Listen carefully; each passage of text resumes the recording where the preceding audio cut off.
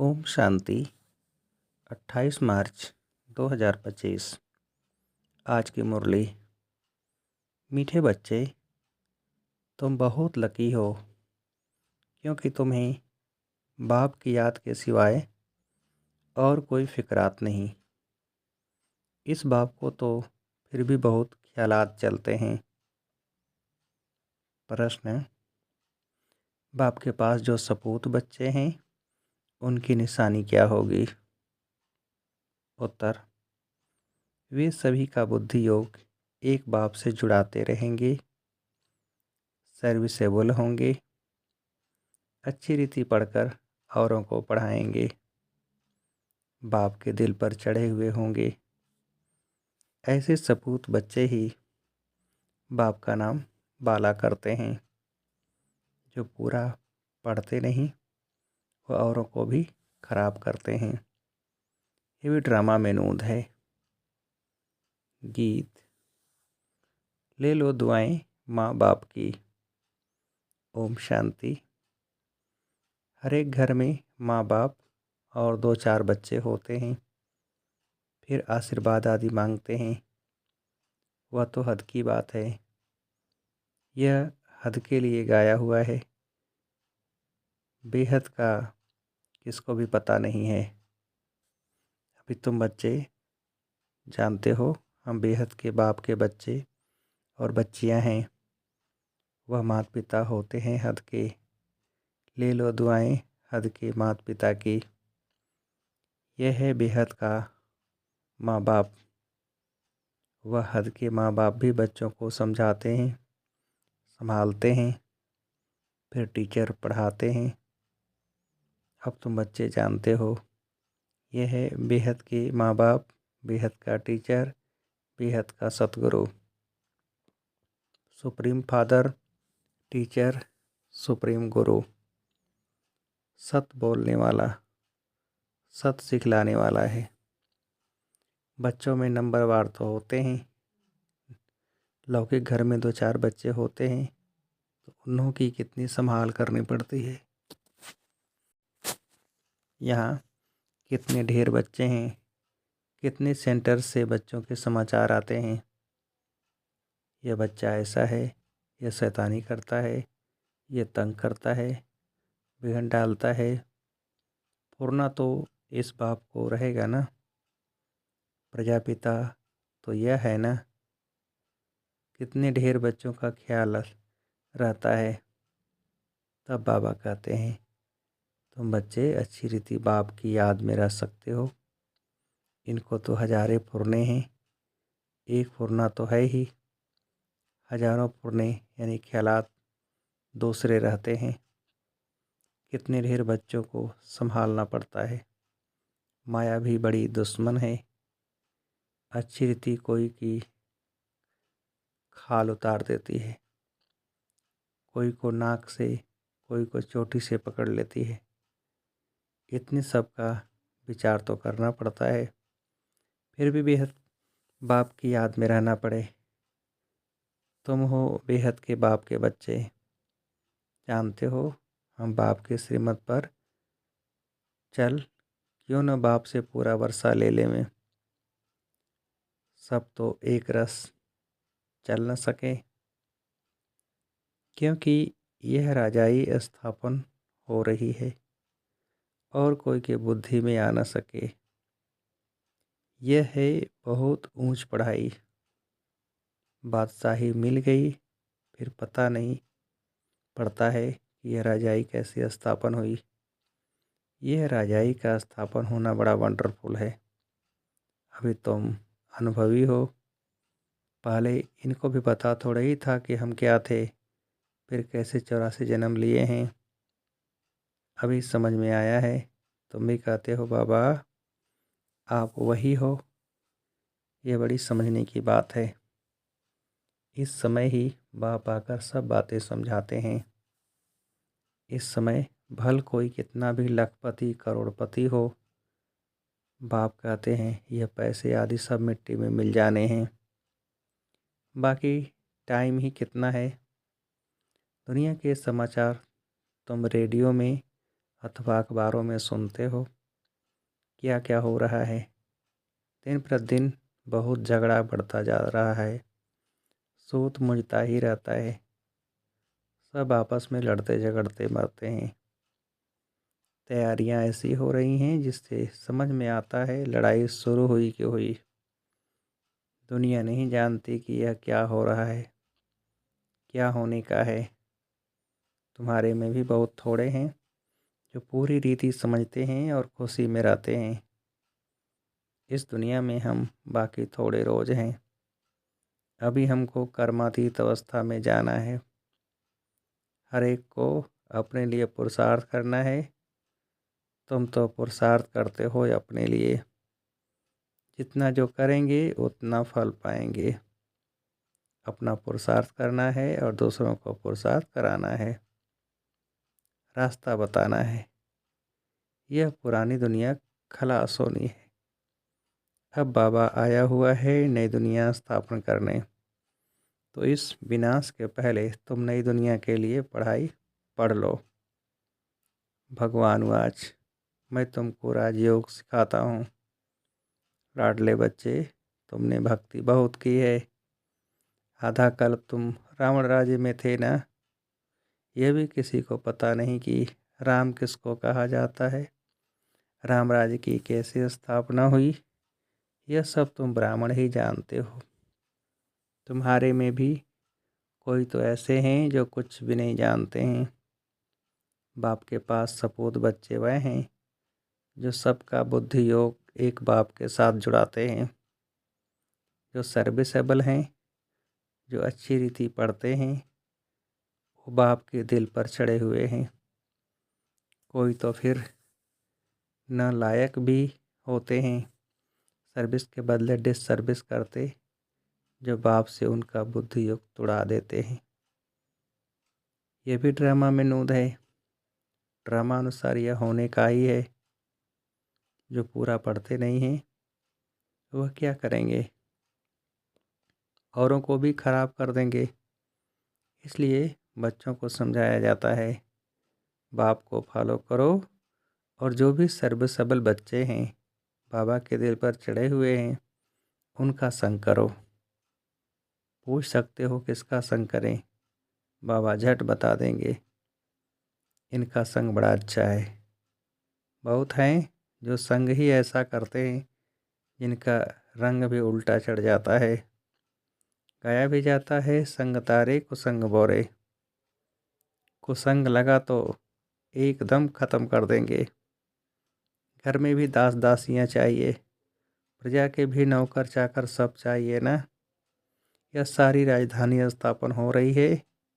इसमें बड़ी विशाल बुद्धि चाहिए। इसलिए बेहद का बाप मिला है तो श्रीमत ले उस पर चलो, नहीं तो मुफ्त पद भ्रष्ट हो जाएंगे। यह पढ़ाई है। इसमें अभी फेल हुए तो जन्म जन्मांतर कल्प कल्पांतर फेल होते रहेंगे। अच्छी रीति पढ़ेंगे तो कल्प कल्पांतर अच्छी रीति पढ़ते रहेंगे। समझा जाता है ये पूरा पढ़ते नहीं हैं तो क्या पद मिलेगा। खुद भी समझते हैं हम सर्विस तो कुछ करते नहीं हैं, हमसे तो होशियार बहुत हैं। होशियार को ही भाषण के लिए बुलाते हैं तो ज़रूर जो होशियार हैं ऊंच पद भी वह पाएंगे। हम इतनी सर्विस नहीं करते हैं तो ऊंच पद पा नहीं सकेंगे। टीचर तो स्टूडेंट को भी समझ सकते हैं ना, रोज़ पढ़ाते हैं, रजिस्टर उनके पास रहता है, पढ़ाई का और चलन का भी रजिस्टर रहता है। यहाँ भी ऐसे हैं। इसमें फिर मुख्य है योग की बात। योग अच्छा है तो चलन भी अच्छी रहेगी। पढ़ाई में फिर कहाँ अहंकार आ जाता है। इसमें सारी गुप्त मेहनत करनी है, याद की। इसलिए ही बहुतों की रिपोर्ट आती है कि बाबा हम योग में नहीं रह सकते। बाबा ने समझाया है योग अक्षर निकाल दो। बाप जिससे वर्षा मिलता है उनको तुम याद नहीं कर सकते हो, वंडर है। बाप कहते हैं हे आत्माएं, तुम मुझ बाप को याद नहीं करते हो। मैं तुमको रास्ता बताने आया हूँ। तुम मुझे याद करो तो इस योग अग्नि से पाप दग्ध हो जाएंगे। भक्ति मार्ग में मनुष्य कितना धक्का खाने जाते हैं। कुंभ के मेले में कितना ठंडे पानी में जाकर स्नान करते हैं, कितनी तकलीफ सहन करते हैं। यहाँ तो कोई तकलीफ नहीं। जो फर्स्ट क्लास बच्चे हैं वह एक मासूक के सच्चे सच्चे आशिकपन याद करते रहेंगे। घूमने फिरने जाते हैं तो एकांत में बगीचे में बैठकर याद करेंगे। झरमुई झगमुई आदि वार्तालाप में रहने से वायुमंडल खराब होता है। इसलिए जितना टाइम मिले बाप को याद करने के प्रैक्टिस करो। फर्स्ट क्लास सच्चे मासूक के आशिक बनो। बाप कहते हैं देहदारी का फ़ोटो नहीं रखो, सिर्फ एक शिव बाबा का फ़ोटो रखो जिसको याद करना है। अगर समझो सृष्टि चक्र को भी याद करते रहें तो त्रिमूर्ति और गोले का चित्र फर्स्ट क्लास है। इसमें सारा ज्ञान है। सुदर्शन चक्रधारी तुम्हारा नाम अर्थ सहित है। नया कोई भी नाम सुने तो समझ ना सके। यह तुम बच्चे ही समझते हो। तुम्हारे में भी कोई अच्छी रीति याद करते हैं। बहुत हैं जो याद करते ही नहीं, अपना खाना ही खराब कर देते हैं। पढ़ाई तो बड़ी सहज है। बाप कहते हैं साइलेंस से तुमको साइंस पर विजय पानी है। साइलेंस और साइंस राशि एक ही है। मिलिट्री में भी 3 मिनट साइलेंस कराते हैं। मनुष्य भी चाहते हैं हमको शांति मिले। अभी तुम जानते हो शांति का स्थान तो है ही ब्रह्मांड। जिस ब्रह्म महातत्व में हम आत्मा इतनी छोटी बिंदी रहती हैं, वह सब आत्माओं का झाड़ तो वंडरफुल होगा ना। मनुष्य कहते भी हैं बिरकुटे के बीच चमकता है जब सितारा। बहुत छोटा सोने का तिलक बनाए यहाँ लगाते हैं। आत्मा भी बिंदी है, बाप भी उनके बाजू में आकर बैठता है। साधु संत आदि कोई भी अपनी आत्मा को जानते नहीं। जबकि आत्मा को ही नहीं जानते तो परमात्मा को कैसे जान सकते। सिर्फ तुम ब्राह्मण ही आत्मा और परमात्मा को जानते हो। कोई भी धर्म वाला जान नहीं सकता। अभी तुम ही जानते हो कैसे इतनी छोटी सी आत्मा सारा पाठ बजाती है। सत्संग तो बहुत करते हैं, समझते कुछ भी नहीं। इसने भी बहुत गुरु किए। अब बाप कहते हैं यह सब है भक्ति मार्ग के गुरु। ज्ञान मार्ग का गुरु है एक। डबल सिर ताज राजाओं के आगे सिंगल ताज वाले राजाएं माथा झुकाते हैं, नमन करते हैं, क्योंकि वह पवित्र हैं। उन पवित्र राजाओं के ही मंदिर बने हुए हैं। पतित जाकर उन्हों के आगे माथा टेकते हैं, परंतु उनको कोई यह पता थोड़ा ही है कि यह कौन है, हम माथा क्यों टेकते हैं। सोमनाथ का मंदिर बनाया, अब पूजा तो करते हैं, परंतु बिंदी की पूजा कैसे करें, बिंदी का मंदिर कैसे बनेगा। यह है बड़ी गुह्य बातें हैं। गीता आदि में थोड़े ही यह बातें हैं। जो खुद मालिक है वही समझाते हैं। तुम अभी जानते हो कैसे इतनी छोटी आत्मा में पार्ट नूधा हुआ है। आत्मा भी अविनाशी है, पार्ट भी अविनाशी है। वंडर है ना। यह सारा बना बनाया खेल है। कहते भी हैं बनी बनाई बन रही। ड्रामा में जो नूंद है वह तो ज़रूर होगा, चिंता की बात नहीं। तुम बच्चों को अब अपने आप से प्रतिज्ञा करनी है कि कुछ भी हो जाए आंसू नहीं बहाएंगे। फलाना मर गया, आत्मा ने जाकर दूसरा शरीर लिया, फिर रोने की क्या दरकार। वापस तो आ नहीं सकते। आंसू आया ना पास हुए। इसलिए बाबा कहते हैं प्रतिज्ञा करो कि हम कभी रोएंगे नहीं। परवाह थी पार ब्रह्म में रहने वाले बाप की, वह मिल गया तो बाकी क्या चाहिए। बाप कहते हैं तुम मुझ बाप को याद करो। मैं एक ही बार आता हूँ यह राजधानी स्थापन करने लिए। इसमें लड़ाई याद की कोई बात नहीं। गीता में दिखाया है, लड़ाई लगी सिर्फ पांडव बचे, वह कुत्ता साथ में ले, पहाड़ों पर गल गए, जीत पहनी और मर गए। बात ही नहीं ठहरती। यह सब हैं दंत कथाएं। इसको कहा जाता है भक्ति मार्ग। बाप कहते हैं तुम बच्चों को इससे वैराग्य होना चाहिए। पुरानी चीज़ से नफरत होती है ना। नफरत कड़ा अक्षर है, वैराग्य अक्षर मीठा है। जब ज्ञान मिलता है तो फिर भक्ति का वैराग्य हो जाता है। सतयुग त्रेता में तो फिर ज्ञान की प्रारब्ध 21 जन्म के लिए मिल जाती है। वहाँ ज्ञान की दरकार नहीं रहती। फिर जब तुम वाम मार्ग में जाते हो तो सीढ़ी उतरते हो। अभी है अंत। बाप कहते हैं अब इस पुरानी दुनिया से तुम बच्चों को वैराग्य आना है। तुम अभी शूद्र से ब्राह्मण बने हो, फिर सुदेवता बनेंगे। और मनुष्य इन बातों को क्या जाने। भल विराट रूप का चित्र बनाते हैं, परंतु उसमें न चोटी है न शिव है। कह देते हैं देवता, क्षत्रिय, वैश्य, शूद्र। बस शूद्र से देवता कैसे कौन बनाते हैं यह कुछ नहीं जानते। बाप कहते हैं तुम देवी देवता कितने साहूकार थे, फिर वह सब पैसे कहाँ गए। माथा टेकते टेकते टिप्पण घिसाते पैसा कमाया। कल की बात है ना। तुमको यह बना कर गए, फिर तुम क्या बन गए हो। अच्छा, मीठे मीठे सिकिलदे बच्चों प्रति माता पिता बाप दादा का याद प्यार और गुड मॉर्निंग। रूहानी बाप की रूहानी बच्चों को नमस्ते। हम रूहानी बच्चों की रूहानी बाप को नमस्ते। धारणा के लिए मुख्य सार। पहली पॉइंट, झरमुई झगमुई यानी कि पर चिंतन के वार्तालाप से वातावरण खराब नहीं करना है। एकांत में बैठ सच्चे सच्चे आशिक बन अपने मासूक को याद करना है।